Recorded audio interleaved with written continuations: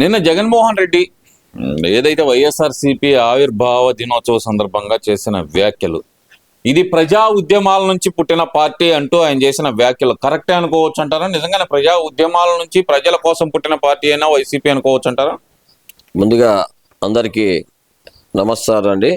ఈరోజు ఆంధ్ర వాయిస్ ద్వారా ఈరోజు ఒక మంచి పార్టీ ఆవిర్భావ దినోత్సవం అని చెప్పేసి నిన్న హడావుడి చేసిన దానికి ఈరోజు మీరు అడిగిన క్వశ్చన్లోనే ఉంది. ఆయన చేసేటువంటి కార్యక్రమాల్లోనే ఎలాంటి కార్యక్రమాలు చేస్తారంటే, ఓ పక్క విద్యార్థులకి పరీక్షలు జరుగుతూ ఉన్నాయి. వాడు విద్యార్థుల కోసం చేసేటువంటి టైంలో మనం అన్ని కూడా ఆలోచించాలి.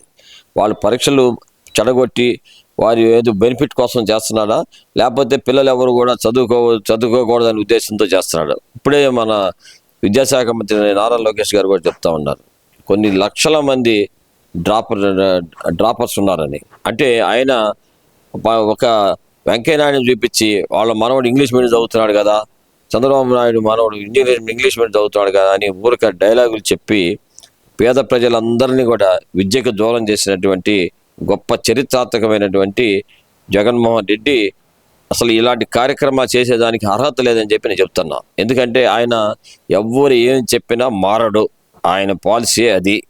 ఆయన గతంలో మనం చూసాం, ఇప్పుడు కొత్తగా జై గణేష్ అనే ఒక సీరియల్ వస్తుంది. దాంట్లో మరి ఆ పార్వతీ శివుల పైనే మరి ఆ శివుడు ఇచ్చినటువంటి రాక్షసుడు వరం తీసుకొని ఆయన దగ్గర ఆయన పైనే దాడి చేస్తారు. అలాంటి మనస్తత్వం గలటువంటి వ్యక్తి ఈ జగన్మోహన్ రెడ్డి. ఎందుకు చెప్తున్నా అంటే, ప్రజలు ఆయనకి అలాంటి అవకాశం కల్పించారు. మరి ప్రజలకు సేవ చేయాల్సింది పోయి అందరినీ కూడా ఇబ్బంది పెట్టి తను ఆనందం పొందేటువంటి వ్యక్తి అని చెప్పేసి మీ ఆంధ్ర వాయిస్ ద్వారా అందరికీ తెలియజేసుకుంటా ఉన్నాను. అంటే ఇక్కడ ఆయన పదే పదే చెప్తుందంటే ప్రజల కోసమే పుట్టింది ఈ పార్టీ, ప్రజల ఆవేదన నుంచి ప్రజల గుండె చప్పుడు ఈ పార్టీ అంటున్నాడు కదా మరి జగన్మోహన్ రెడ్డి. మరి అలాంటి వ్యక్తి నిన్న ప్రజల్ని దూరంగా, అంటే ఇప్పటికే ఆ బారికేడింగ్ వ్యవస్థ పోనీయకుండా అంతే దూరంగా పెట్టి మాట్లాడటం, నేను ప్రజల కోసమే ఉన్నానంటూ ఓ పక్కన మాట్లాడటం, అసలు ఎలా చూడాలంటారు? రెండు ఒక పక్కన విరుద్ధమైన పని చేస్తూ విరుద్ధమైన ప్రకటన చేయటం ఎలా చూడాలంటారు?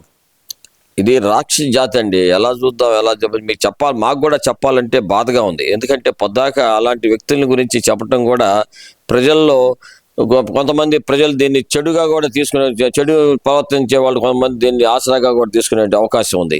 కాబట్టి దుష్టుడికి దూరంగా ఉండమనే మాట మన వాళ్ళు పెద్దలు చెప్పిన మాట. ఈరోజు జగన్మోహన్ రెడ్డి అనే వ్యక్తి చేసేది ఒకటి, చెప్పేది ఒకటి. అతను రాజకీయ లబ్ధి కోసం ఏమైనా అబద్ధాలు ఆడతాడు. మీరు అడిగారు ఇప్పుడు బ్యారికేడ్లు అంత దూరంగా ఉన్నాయని. మరి ఆ రోజు బ్యారికేడ్లు దూరం కాదు, చెట్లు కొట్టేశాడు, తర్వాత కట్టలను కట్టాడు. మరి ఇవాళ చంద్రబాబు నాయుడు గారు రాగానే చెప్పారు, చెట్లు కానీ కొట్టడం కానీ బారికేట్లు ఇట్లాంటి పెట్టడం కానీ కట్టలను కట్టడం కానీ చేస్తే ఊరుకోనని చెప్పి. అయినా ఇవాళ ప్రజల్లో కూర్చొని మరి ఒక సామాన్య మానవులు ఏ రకంగా అయితే చెట్టు కింద కూర్చొని అరుగు మీద కూర్చొని మాట్లాడుకుంటారో ఆ రకంగా ఇవాళ ఎక్కడికి వెళ్ళినా కూడా ఆయన అక్కడ మాట్లాడుతూ ఉన్నాడు. అట్లాగే పేద ప్రజలు ఇళ్ళకి వెళ్ళి వాళ్ళ మంచి చెడ్డ ఏంటి, వాళ్ళకి మనం అసలు ఊరక ఎక్కడో మనం ఏదో ఏసీ గదిలో కూర్చొని వారికి అన్ని స్కీములు ఇచ్చామంటే కుదరదు.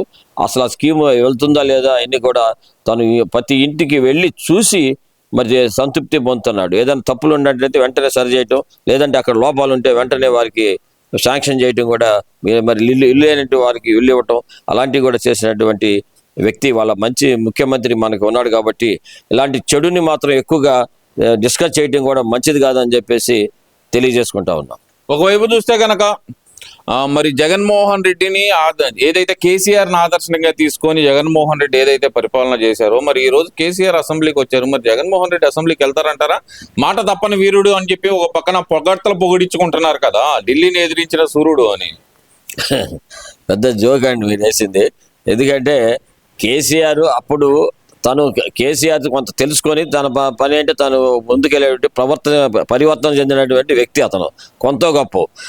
కానీ ఆ రోజు అతను కేవలం చంద్రబాబు నాయుడు మీద కోపంతోనే ఇతనితో చేతులు కలిపాడు. అలాంటి వ్యక్తి వాళ్ళ కేసీఆర్ తను రాబోయే కాలంలో ఇక కేసీఆర్ అనేవాడు మళ్ళీ ముఖ్యమంత్రి అవడం అనేది జరిగే పని కాదు. ఎందుకంటే రాబోయే కాలం మనం చూస్తుంటే, దగ్గరగా చూస్తుంటే బీజేపీ అనుకూలంగా ఉంది. బీజేపీకి రేపు ఇక్కడ ఎట్టయితే కూటమి ప్రభుత్వం పనిచేస్తుందో అక్కడ కూడా రేపొద్దున జనసేన టీడీపీ పార్టీ కూడా రేపు వచ్చే ఎలక్షన్లో పనిచేస్తాయి. ఆటోమేటిక్గా రేపు మళ్ళీ అక్కడ కూటమి ప్రభుత్వం కూడా వస్తుంది. ఇంకా కేసీఆర్ అందుకని జాగ్రత్త పడుతూ మరి వాళ్ళ కోర్టు అతను అసెంబ్లీ రావడం జరిగింది.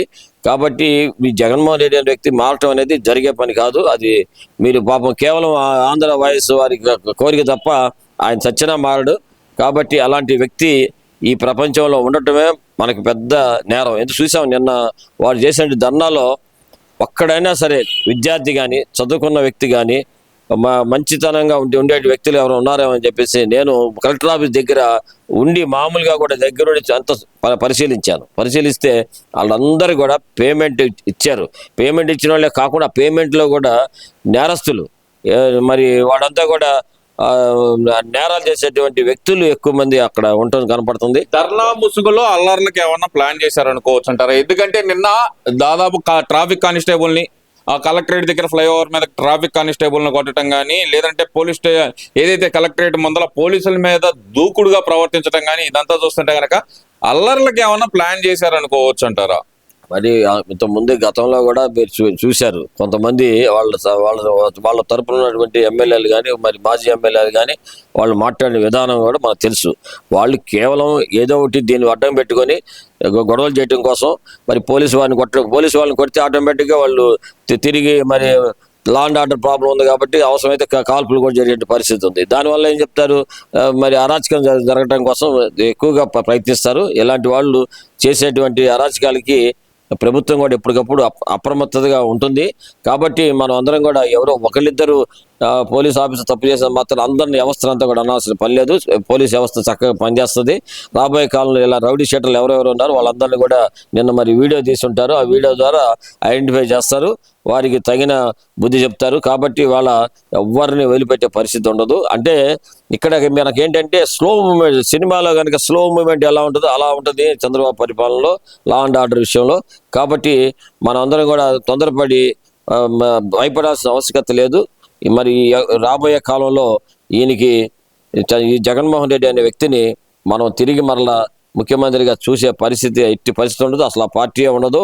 వారి నాయకులంతా ఒక్కొక్కరు వెళ్ళిపోతారు. ఇవాళ విజయసాయి రెడ్డి గారు క్లియర్గా చెప్పాడు, ఆయనకు ఒక పెద్ద కోటరీ ఉంది. ఆ కోటరీ ఏం చెప్తే చేస్తాడు ఆయన. అసలు ప్రజలతో పని లేదు, మనుషులతో పని లేదు, మంచి వాళ్ళతో పని లేదు ఆయనకి. ఆ కోటరీ చెడు ఏం చెప్తారో అదే కావాలి ఆయనకి. అలాంటి కోటరీ ఉంది అని చెప్పేసి ఇవాళ ఆయన చక్కగా వివరించారు. ఆయన మాటల్లో నిజాయితీ కనిపిస్తూ ఉంది. ఎందుకంటే ఆయన చెప్పేది ప్రతిదీ కూడా ఎవరో చెప్పించినట్టుగా ఏం లేదు, ఆయన ఉన్నది ఉన్నట్టుగా. ఆయన ఇంకో మాట కూడా అన్నాడు, గత 3.5 సంవత్సరాలుగా నేను బాధపడుతున్నాను అన్నాడు. అంటే వాళ్ళ గవర్నమెంట్ ఉన్నప్పుడే ఆయనకి ఈ విషయం అంతా కూడా అర్థమైంది. కాబట్టి అప్పుడు 3.5 సంవత్సరాల క్రితమే ఆయన ఇది నాకు తెలిసి, నేను ఇందాక మా మిత్రుడితో మాట్లాడేటప్పుడు కూడా అన్నా, నేను అసలు ఈయన ఓడిపోవాలని తెలుగుదేశం కూడా ఓటేసి ఉండొచ్చు విజయసాయి రెడ్డి. అలాంటి పరిస్థితి వాళ్ళ ఆయన మాట్లాడే దాన్ని బట్టి కూడా అర్థమవుతుంది. అంటే ఒకళ్ళ ఆత్మ ఒకళ్ళ అంతరాత్మ లాగా ఉండే వ్యక్తులు ఈ రోజు మనసులు విరిగిపోయినాయి మాకు అంటాం. అంటే విజయసాయి రెడ్డి అంటే గనక జగన్మోహన్ రెడ్డి ఆత్మ అంటారు. గతంలో చూస్తే గనక కేవీపీ రామచంద్రరావు గారు ఎలాగైతే గనక వైఎస్ఆర్ ఆత్మ అని చెప్పేవాళ్ళు, ఇవాళ విజయసాయి రెడ్డిని అలా అనుకునే వ్యక్తి ఈ రోజున మనసు విరిగిపోయింది అనే పరిస్థితి వచ్చింది అంటే గనక జగన్మోహన్ రెడ్డి మనస్తత్వం ఎలాంటిది అనుకోవచ్చు అంటారు? అంటే ఇంతకుముందు ఆయన కేవీపీ రావు అని వైఎస్ రాజశేఖర రెడ్డి గారికి ఆత్మ పరమాత్మ అనేవాళ్ళు. కానీ ఆయన మీద కొంత లక్షల మంది చెప్పినా కూడా మరి ఆయన ఎట్టి పరిస్థితులు రాజశేఖర రెడ్డి గారు వదిలిపెట్టాల. అది వేరు, ఆయన విధానం వేరు. ఈయన మనం ఏమనుకున్నాము, ఈయన కూడా అలాంటి వ్యక్తి ఏమో ఆ పాప రాజశేఖర రెడ్డి గారి కుమారుడు కాబట్టి అలా చేస్తాడేమో అనుకున్నాం. ఇలా టైప్ కాదు ఇది. ఇతను రాక్షస మనస్తత్వం. మరి ఆయనే ఒకసారి ఓసీ గారు కూడా చెప్పారు, నాకేం అర్థం కావట్లేదు మా అన్నగారు, మా కుమారుడు సంగతి అని చెప్పి రాజశేఖర రెడ్డి గారు చెప్పినట్టుగా ఆయన చాలా సార్లు మరి అందరి ముందు చెప్పడం జరిగింది. ఏమని, ఇతని మనస్తత్వం ఏంటో తెలియదని. అంటే ఇతని మనస్తత్వం ఇప్పుడు మీకు చెప్పాను, ఇతని రాక్షస మనస్తత్వం. కాబట్టి రాక్షసులు అలాగే ఉంటారు. మరి వాళ్ళ గురించి మనం ఎన్నిసార్లు చెప్పుకున్నా ఆ రాక్షస బుద్ధి మారదు. కాబట్టి ప్రజలే తగిన బుద్ధి చెప్పాల్సిన ఆవశ్యకత ఉందని చెప్పేసి ఆంధ్ర వాయిస్ వారి ద్వారా తెలియజేసుకుంటూ సెలవు తీసుకుంటాను.